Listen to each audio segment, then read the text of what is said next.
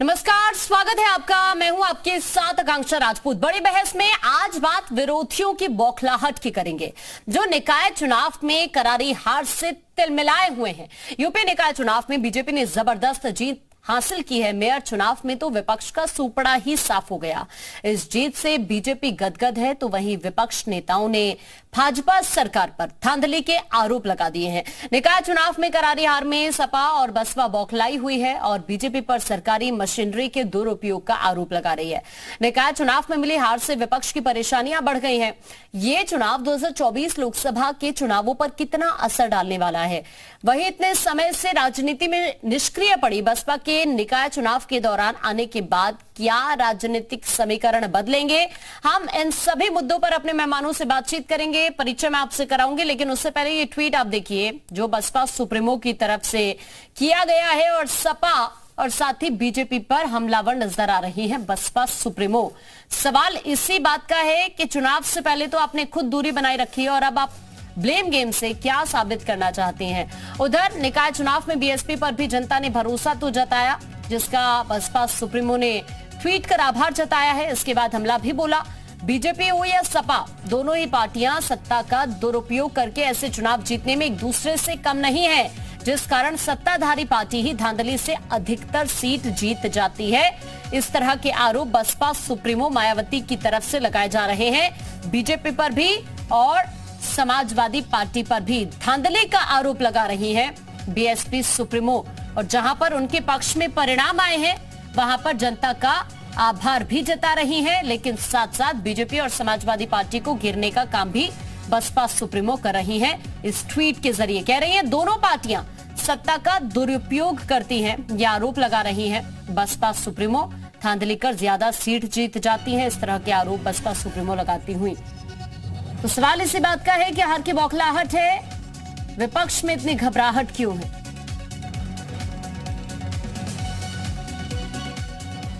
सोचो इस सरकार में आईजी, कमिश्नर, डीएम और सीडीओ बेईमानी कर रहा हो।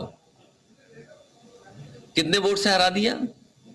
200 से कम वोट से हरा दिया। जो लोधी समाज का नेता 4,000 से ज्यादा जीत रहा था, रात तक काउंटिंग चलाई और कितने से हराया? 200 से कम वोट से।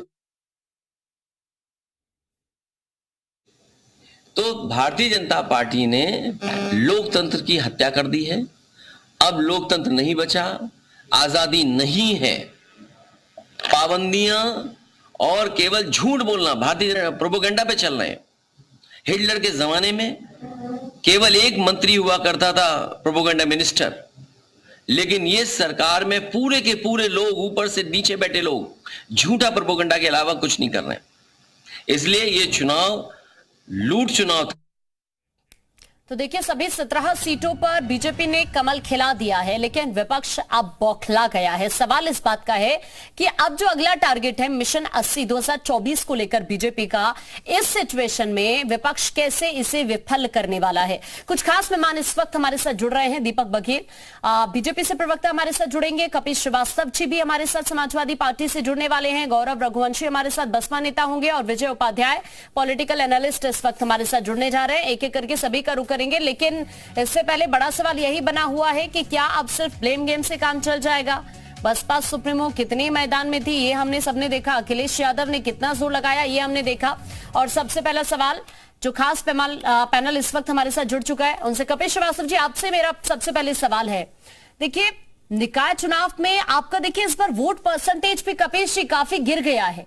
विधानसभा चुनाव के दौरान निकाय चुनाव में ऐसी तस्वीर सामने आना, अब बारी 2024 की है।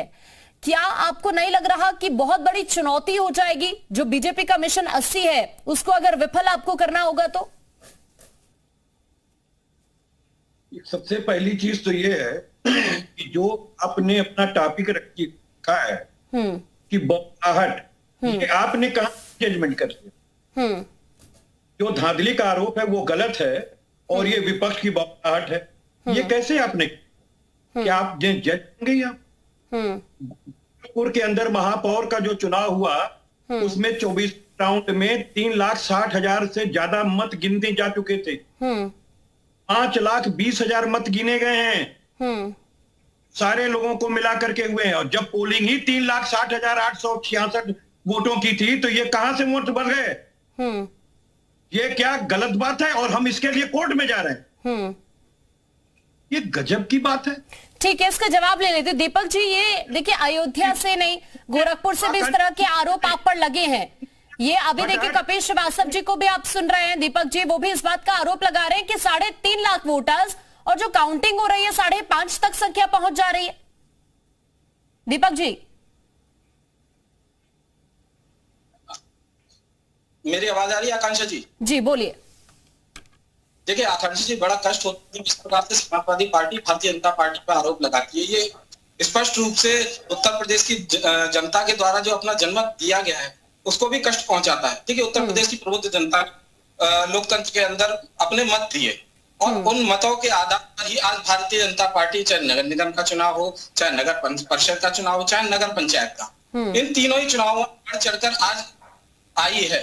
तो कहीं ना कहीं उत्तर प्रदेश की जनता ने स्पष्ट रूप से भारतीय जनता पार्टी को मैंडेट दिया। ये लगातार लोकतंत्र की हत्या, कई सारे आरोप लगाते रहे, बहुजन समाजवादी पार्टी का, इलेक्शन कमीशन, सारे आरोप इन्होंने लगाए, और ये सारे पूरे ये सारे मुद्दे रहे। परंतु देखिए उसके बाद जनता ने जो अपना समर्थन दिया वो भारतीय जनता पार्टी के साथ स्पष्ट रूप से दिया। तो ये उस जनमत का किस प्रकार से अनादर कर रहे हैं ये स्पष्ट रूप से नजर आता है। हाँ, ये आरोप लगाते हैं तो इनके पास, ठीक है, अगर इनके पास सारे साक्ष्य हैं तो कोर्ट जाइए। कोई भी सरकार अगर किसी प्रकार से खुश नहीं होती इलेक्शन कमीशन के काम से तो कोर्ट जा सकती है, तो इन्हें जाना चाहिए। दीपक जी इस बात का जिक्र नहीं कर रहे, बीजेपी का और नेता भी इस बात का जिक्र कर रहे हैं कि अगर आपके पास कोई प्रूफ है तो आप दीजिए ना। अगर ऐसी तस्वीर आई है निकलकर तो आप फिर जाइए कोर्ट का रुख करिए। कपिल जी, काजल निषाद हत्या के लिए वहां पर पाबंद हो गई थी, किसी तरीके से हम लोगों ने बचाया है। ये इस तरीके से लोकमत लूटने का काम कर रहे हैं। संविधान के कर्मचारियों को लगा करके जो तहसीलों में मत पेटिकाएं थी, उन मत पेटिकाओं को रातों रात धागा काट करके, और उसमें मत में आप सीरीज चेक करा लीजिए, जो मत पत्र उसमें सीरीज नंबर होता है, आपको यकीन जाएगा कि कपिल श्रीवास्तव और जो विपक्ष का आरोप है वो सही है या गलत है। दीपक जी काजल निषाद की बात कर रहे हैं, ये गोरखपुर की बात कर रहे हैं। काफी हंगामा भी वहां पर हुआ, इवन आत्मदाह की बात उन्होंने कह दी थी वहां पर। दीपक जी, प्रशासन पर आप सीधा आरोप लगा रहे हैं कि आपका साथ दिया जा रहा है इस तरह की चीजों में। मैं स्पष्ट रूप से कह रहा हूं ना, ये इन्हीं के पीछे छुपते, ये अपनी अकर्मण्यता को जाहिर नहीं करते, ये नहीं बताते कि उत्तर प्रदेश के अंदर नगर निकाय का चुनाव हो रहा था तो इनके नेता कहां थे। उत्तर प्रदेश के अंदर मुख्यमंत्री योगी आदित्यनाथ जी 50 से ज्यादा अधिक सभाएं करते हैं। उप मुख्यमंत्री केशव प्रसाद मौर्य जी 58 से ज्यादा सभाएं करते हैं। ब्रजेश पाठक जी 53 से अधिक सभाएं करते हैं। भूपेन्द्र जी प्रदेश अध्यक्ष जी 33 से अधिक सभाएं करते हैं। प्रदेश संगठन महामंत्री ताबड़तोड़ पूरे जिले भर में बैठक करते हैं, और उसके बाद जनता का जो मुद्दे हैं उन तक जाते हैं, और ये सीधे छुप जाते हैं प्रशासन के पीछे। अरे अपनी अक्रमणता को स्वीकार करो, आपको जनता ने नकार दिया है। आपको जहां समस्या है, अगर किसी प्रकार के आप साक्ष्य हैं तो आप जाइए कोर्ट के अंदर, स्वागत है आपका। अगर हमारी गलती होगी तो कोर्ट में निर्णय होगा ना कि भारतीय जनता पार्टी गलत है या समाजवादी पार्टी। कहां प्रशासन हुई है, परंतु बिना किसी तथ्य के आधार पर आप इस प्रकार से माहौल बना रहे हैं। आप जनता का जो जनमत, जो जनता ने अपना आशीर्वाद दिया है उसका मजाक उड़ा रहे। किसी प्रकार से जनता का आदर है जो प्रदेश की जनता ने। कपिल श्रीवास्तव जी, अखिलेश यादव का 5 से 6 दिन पहले मैदान में उतरना, उनकी गैर मौजूदगी का जिक्र कर रहे हैं इस वक्त दीपक जी, क्या ये एक बड़ा फैक्टर नहीं है हार के पीछे? इसके पीछे कोई हार का फैक्टर नहीं है। अखिलेश यादव पिछले 6 महीने से जो है सारी तैयारी कर रहे थे, और कम 10 महानगर निगम में हम इनकी बराबर की पार्टी नहीं है पैसों के मामले में। लेकिन आप मेरठ की तस्वीरें देख लीजिए ना कपिल जी, आप गोरखपुर अयोध्या से बाहर आइए, आप मेरठ की तस्वीर देख लीजिए। आप सोचिए कि वहां पर AIM दूसरे नंबर पर आ गई, आप तीसरे नंबर पर पहुंच गए वहां पर। की बात आप कर रही है, वो बात जवाब नहीं दे रहे हैं। हम ये कह रहे हैं कि अगर हम आरोप लगा रहे हैं तो उस पर जांच होनी चाहिए कि नहीं होनी चाहिए। वो तो कह रहे हैं कि आप जाइए कोर्ट, आप सबूत पेश करिए, सारे साक्ष्य पेश करिए, लेकिन सवाल मेरठ का भी तो करिए ना, सवाल मुरादाबाद का भी करिए, सहारनपुर का भी करिए। आप देवबंद में देखिए वहां पर क्या सिचुएशन बनी है। मुस्लिम वोटर्स बीजेपी का रुख कर रहे हैं। आप समझिए 300 से ज्यादा प्रत्याशी उतारे, जिसमें 5 नगर पालिका के अध्यक्ष जो मुस्लिम समाज से प्रत्याशी थे वो बने हैं। आप समझिए आपका वोट छिटक रहा है। मैं आपके पास अभी वापस लौट रही हूँ गौरव।